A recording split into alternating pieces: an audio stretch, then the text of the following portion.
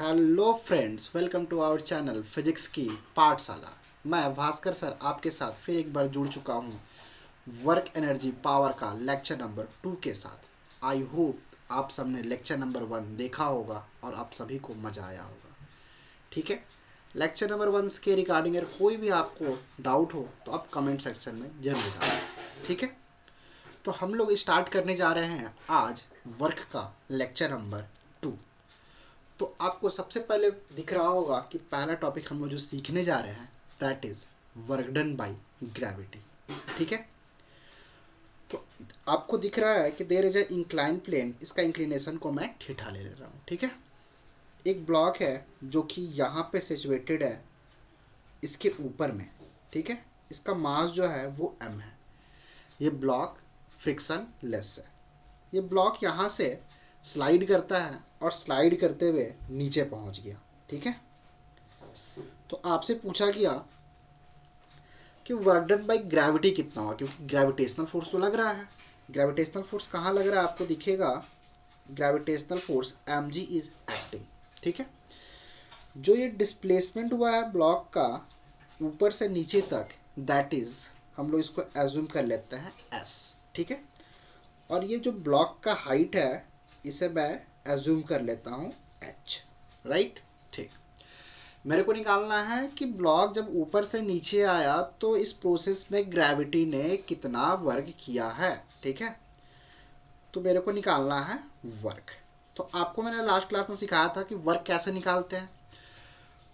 तो वर्क निकालने के लिए आपको कंपोनेंट लेना पड़ता है फोर्स का in the direction of displacement. Right, मैंने सिखाया था ना ये formula, component of force in direction of displacement multiplied by displacement. Okay, देखो ये एम जी है ना, एम जी नीचे की तरफ लग रहा है, तो यहाँ पे देखिए एम जी का दो कंपोनेंट आएगा ना।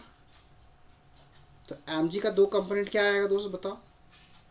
तो हमने न्यूटन लॉ ऑफ मोशन में पढ़ रखा है कि इंक्लाइन के अलोंग जो कंपोनेंट आता है that is M ji sine theta, और इधर जो आता है that is M G cos theta. तो ये देखो जो डिस्प्लेसमेंट है ना, डिस्प्लेसमेंट का डायरेक्शन वो कुछ ऐसा दिख रहा है आपको, डिस्प्लेसमेंट का डायरेक्शन। तो डिस्प्लेसमेंट के डायरेक्शन में कौन सा फोर्स है, तो आपको दिख रहा है कि वो जो कंपोनेंट है that is the m ji sine theta. तो हम क्या लेंगे यहाँ पे एम जी साइन थीटा इंटू एस। बिल्कुल, तो यहाँ से देखो क्या आएगा m g s sine theta. ठीक है, क्लियर है। इसी जो आपका जो m g s sine theta ना, इसको मैं एक और फॉर्म में लिख सकता हूँ। देखो यहाँ पे जरा, ये ट्राइंगल में बताओ जो साइन थीटा है ना वो किसके इक्वल होगा। तो sine theta perpendicular upon hypotenuse, तो वो आएगा एच बाई एस। तो जरा यहाँ पे ना साइन थीटा के जगह पे आप रख दो एच बाई एस। ओके, तो एस से एस कैंसिल हो जाएगा और वर्क डन आ जाएगा एम जी एच। तो जो वर्क डन बाई ग्रेविटी है ना, आप उसको m g s sine theta भी लिख सकते हैं और डायरेक्टली सिंपली क्या लिख सकते हैं एम जी एच। अगर आप इसको ना थोड़ा एनालाइज करोगे ना एम जी एच, तो यहाँ पर एच क्या है बताओ। तो H is the vertical height. H क्या है, वर्टिकल हाइट। तो आपको अगर वर्क डन निकालना है ग्रेविटी का, ठीक है, वर्क डन निकालना है ग्रेविटी का, तो आप लीजिएगा एम जी और डायरेक्टली इसे किससे मल्टीप्लाई कर दीजिएगा, वर्टिकल हाइट से। किससे मल्टीप्लाई कर देना है, वर्टिकल हाइट। क्लियर है, बात समझ में आई। ठीक, दूसरा चीज़ ये देख लेना कि अगर ब्लॉक नीचे आ रही है, अगर ब्लॉक वर्टिकली नीचे आ रही है तो ग्रेविटी का वर्क डन पॉजिटिव होगा। क्यों, क्योंकि मैंने लास्ट क्लास में बताया था एम जी नीचे लग रहा है और वर्टिकली नीचे आ रही है। ठीक है, या वर्टिकल डिस्प्लेसमेंट नीचे है, तो फोर्स डिस्प्लेसमेंट सेम डायरेक्शन में, वर्क पॉजिटिव। और अगर यही ब्लॉक कहीं ऊपर की तरफ डिस्प्लेस कर रहा होगा, ठीक है, ऊपर की तरफ डिस्प्लेस कर रहा होगा, तो उस केस में एम जी नीचे लगेगा और डिस्प्लेसमेंट अगर ऊपर हो रहा होगा तो वर्क डन बाय ग्रेविटी क्या आ जाएगा दोस्त, नेगेटिव। क्लियर है, ओके। नेक्स्ट हम समझने जा रहे हैं work done by variable force. ठीक है, तो सबसे पहले समझ दो कि यहाँ पे ना ये वेरिएबल फोर्स जो है, ये वेरिएबल फोर्स का क्या कहने का मतलब होता है। तो वेरिएबल फोर्स जो होता है ना, वो सिंपली ये होता है कि सपोज है ना, एक ब्लॉक को मैंने ऐसे इस पाथ से ले गया, यहाँ से ब्लॉक को मैंने यहाँ ले गया। अगर इस पाथ के दौरान जो मेरा फोर्स लग रहा है, सपोज इट ये फोर्स है and this is my small displacement ds, ठीक है। और अगर ये जो मेरा फोर्स है ये वेरिएबल फोर्स है, इट मीन्स दैट ये पाथ के अलोंग इसका मैग्नीट्यूड चेंज हो रहा है, ठीक है। इसका मतलब क्या है कि magnitude of force changes with position. बात समझ में आया, ठीक है। तो इस केस में वर्क कैसे निकालेंगे, तो इस केस में आपको इंटीग्रेशन का हेल्प लेना है। आपको निकालना है स्मॉल वर्क डन सबसे पहले, ठीक है। कैसे निकालोगे, force into small displacement ds, ठीक है। टोटल वर्क डन निकालने के लिए क्या करोगे बताओ, तेज बच्चे हो तुम लोग। स्मॉल वर्क डन का इंटीग्रेशन, ठीक है। देखो यहाँ पे f डॉट ds, ठीक है। इसे देखो मैं थोड़ा एलोबरेट करके लिख देता हूँ वेक्टर फॉर्म में। ये मेरा फोर्स वेरिएबल है, ठीक है। तो सपोज इट मेरा जो फोर्स है वो x में fx है, y में fy है और z एक्सिस के अलॉन्ग fz है, ठीक है। यूनिट वेक्टर से आई जे के पता होगा आपको। ds बताओ कैसे लिखते हैं, dx i cap, dy j cap and dz k cap, ठीक है। डॉट प्रोडक्ट लेने सबको आता होगा, इंडिया के तेज बच्चे हैं आप लोग। कैसे लेते हैं, आई से मल्टीप्लाई होता है, क्या आ जाएगा बताओ, fx dx, इंटीग्रेशन रहेगा। सिमिलरली क्या कीजिएगा, जे से fy dy, similarly fz dz, ठीक है। फिर आप क्या करोगे, इसमें लिमिट पुट कर दोगे कि x में कहाँ से कहाँ तक मूवमेंट हुई है, y में कहाँ से कहाँ तक मूवमेंट हुई है और z में कहाँ से कहाँ तक मूवमेंट हुई है। क्लियर है, ठीक। इसको जरा अगर हम लोग फिगर के थ्रू समझे दोस्त, तो फिगर के थ्रू आपको दिख रहा होगा कि एक फोर्स है, ग्राफ है फोर्स और डिस्प्लेसमेंट का। ये जो फोर्स है ना, this is the variable force. ये x के अलॉन्ग देखो इसका मैग्नीट्यूड जो है वो चेंज हो रहा है, ठीक है। देखो हमने वर्क कैसे निकाला है, fx dx का इंटीग्रेशन से। तो यहाँ पे देखो, यहाँ पे मैं एक छोटा सा एलिमेंट लेता हूँ जिसका थिकनेस कितना है dx, और ये जो मेरा फोर्स है दिस इज fx, ठीक है। तो यहाँ पे देखिए अगर मैं इंटीग्रेट कर रहा हूँ, it means that integration, definite integration क्या रिप्रेजेंट करता है बताओ। आपने सीखा था definite integration fx dx initial to final या x1 टू x2 क्या रिप्रेजेंट करता है। तो x1 से x2 या x से x भी करूँ तो वो क्या रिप्रेजेंट करेगा, दैट रिप्रेजेंट्स एरिया। तो ये जो एरिया है ना, ये एरिया देखो ये रिप्रेजेंट करेगा वर्क डन को, ठीक है।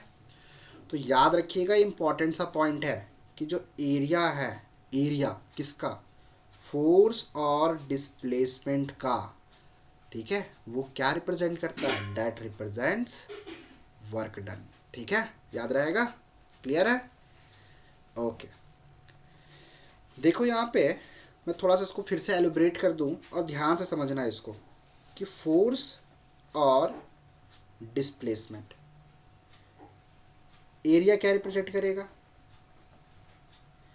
तो ये जो एरिया है फोर्स और डिस्प्लेसमेंट का, ये रिप्रेजेंट करेगा वर्क को। किसको रिप्रेजेंट करेगा, वर्क को, राइट, अभी बताया। अच्छा ये बताओ तो कि अगर ना F और T का ग्राफ है, किसका ग्राफ है, F और T का, फोर्स टाइम का, तो क्या फोर्स टाइम का एरिया क्या रिप्रेजेंट करेगा, क्या वो वर्क को रिप्रेजेंट करेगा या किसी और चीज़ को रिप्रेजेंट करेगा, बता दो।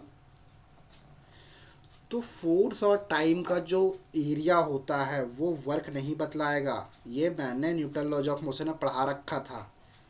ये क्या रिप्रेजेंट करता है, this represents change in momentum, that is del p. याद रखिएगा फोर्स और डिस्प्लेसमेंट का एरिया वर्क बताता है, ठीक है। फोर्स और टाइम का अगर एरिया निकालोगे तो that represents change in momentum. I think दिमाग में बात घुस गई होगी, ठीक है। ओके, चलो अब ना कुछ क्वेश्चन सॉल्व कर लेते हैं जो आपको सिखाया गया है। तो मैं चाहता हूँ कि आप लोग खुद से क्वेश्चन को सॉल्व कीजिए, पॉज कीजिए और क्वेश्चन को सॉल्व कीजिए। क्वेश्चन पढ़िए, क्या निकालना है पढ़ लो। देखो, तो we have to find work. Graph दिया हुआ है, किसका ग्राफ दिया हुआ देखो, फोर्स और डिस्प्लेसमेंट का।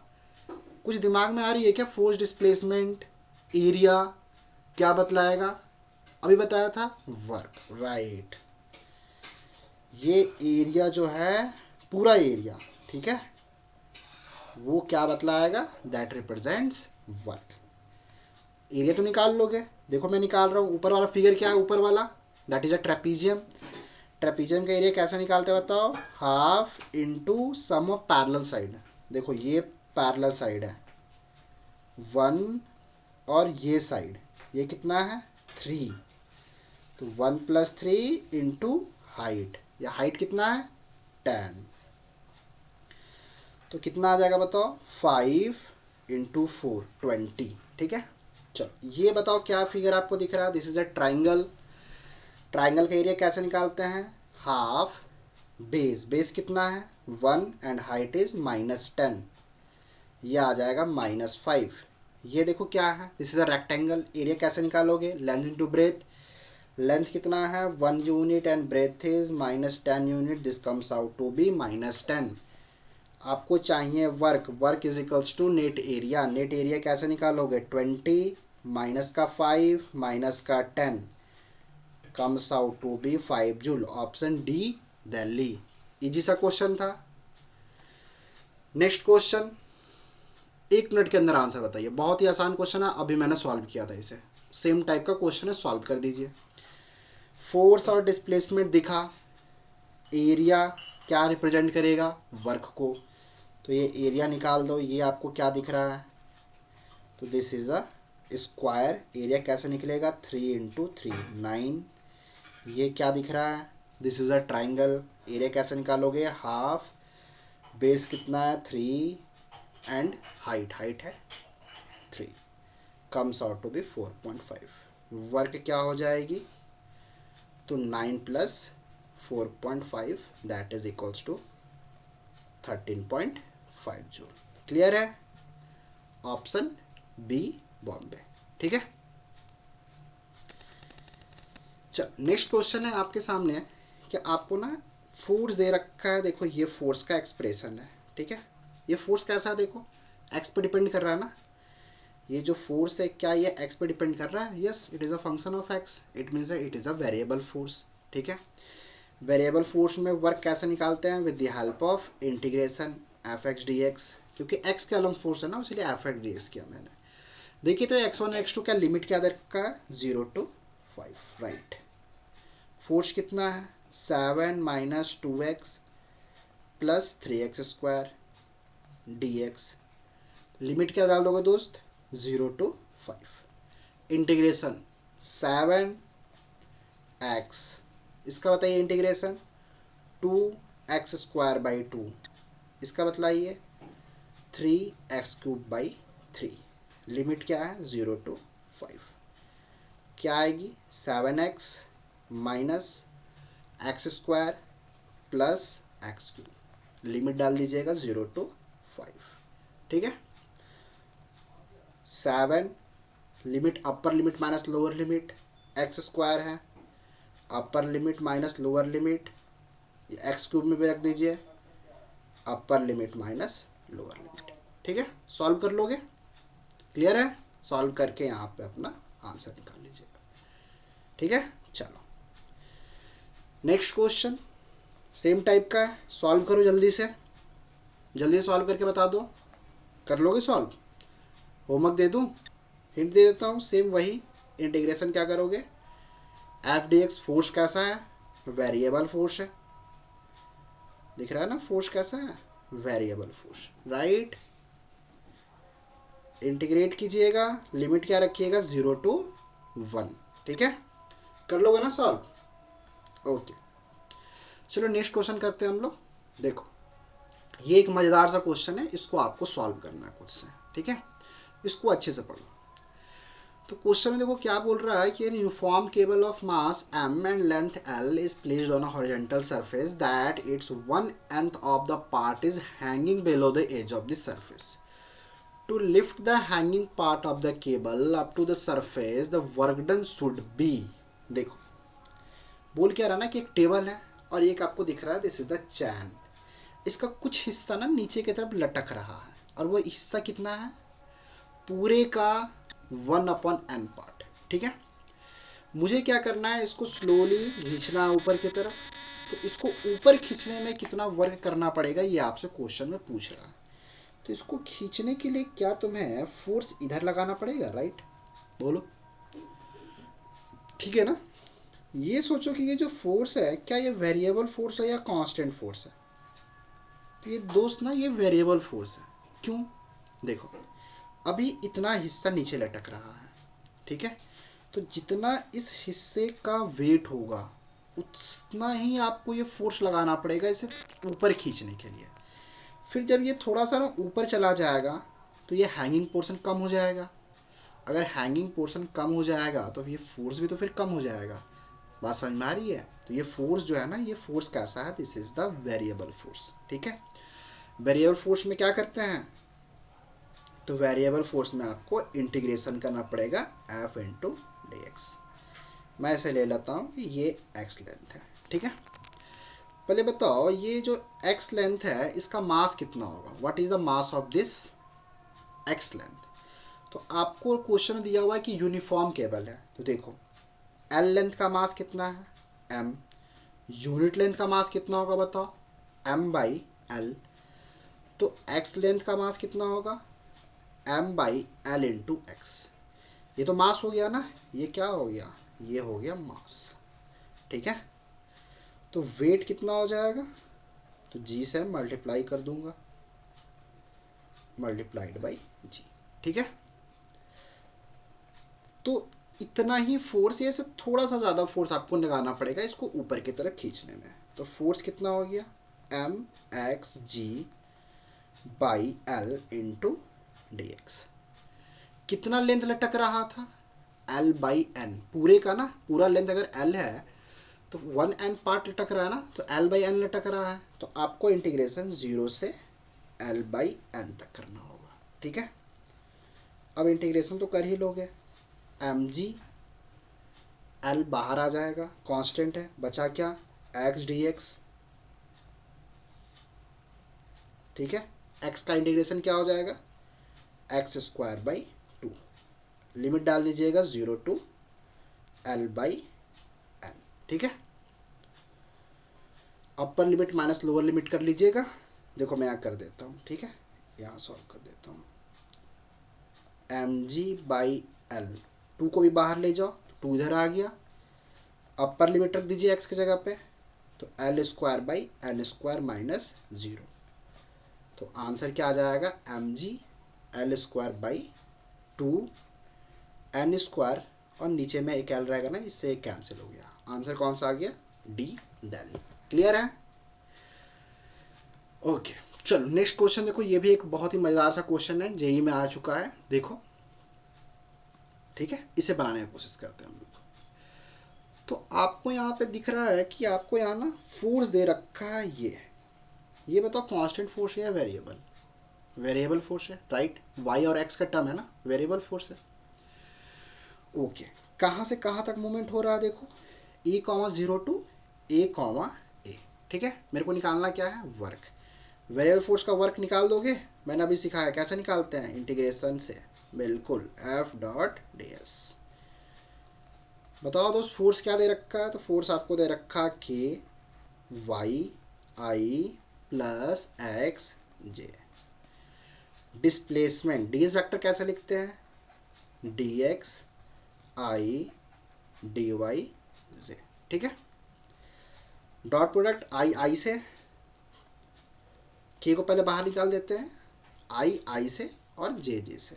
तो आपके सामने दिखेगा वाई डी एक्स, देखो आई आई से, ठीक है, फिर जे जे से, एक्स डी वाई। ठीक है, यार इसको इंटीग्रेट कैसे करें, सोचो तो जरा। देखो मैं बताता हूँ। आपने ना यूवी रूल सीखा था यूवी रूल। अगर ऐसा लिखा रहता है उसको कैसे लिखते हैं यूवी रूल में, पहला फंक्शन को छोड़ते हैं, दूसरे का डिफ्रेंसिएशन, फिर दूसरे को छोड़ते हैं, पहले का डिफ्रेंसिएशन। तो क्या ये चीज़ और ये चीज़ देखो सेम है ना सेम। तो मैं इसको ऐसे लिख सकता हूँ, इस चीज़ के बदले मैंने क्या लिख दिया, ये चीज़, ठीक है। अब देखो डिफ्रेंसिएशन इंटीग्रेशन कैंसल, क्या आएगा, एक्स वाई, ठीक है। लिमिट बतला दो, देखो इनिशियली पॉइंट क्या है, ए ज़ीरो, ठीक है। फाइनली क्या है, ए। तो करना क्या है आपको, एक्स की जगह पे ए, वाई की जगह पे भी ए, तो A square minus lower limit, X की जगह पे ए और वाई की जगह पे ज़ीरो, तो A into zero zero, comes out to be minus K square, C Chennai. बात समझ में आया दोस्त, क्लियर है। चलो तो आज हमने क्या क्या सीखा, तो work done by variable force, ये काफ़ी इंपॉर्टेंट सा टॉपिक है और इससे क्वेश्चंस मेंस में, नीट में हर जगह पूछे जाते हैं, ठीक है। तो आज के लिए बस इतना ही, मिलते हैं नेक्स्ट क्लास में, तब तक के लिए पढ़ते रहिए, ठीक है। कीप स्टडी, ओके, ठीक है।